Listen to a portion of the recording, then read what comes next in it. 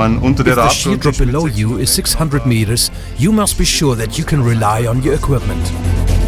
Right now, we are on the Nebelhorn mountain at an altitude of 2,224 meters.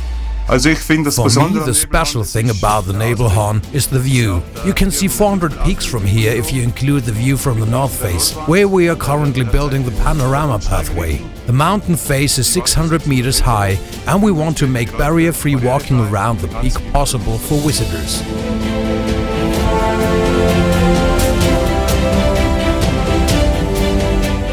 We are a civil engineering company specialized in high-altitude construction. 500 cubic meters of concrete were transported up to the peak.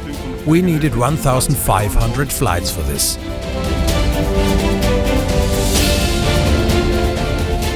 We first secured the north face before we drilled the anchors for the individual foundations. We want the pathway sustain heavy loads. An estimated total of 2,000 people will be up here every day. I am the foreman here and in charge of all the workers. Safety is, of course, a central significance for us. Our complete safety equipment comes from Würth. That is to say, all the belts, safety devices, helmets, gloves and clothes. Our work is made so much easier if people can rely on their equipment and it's comfortable to wear.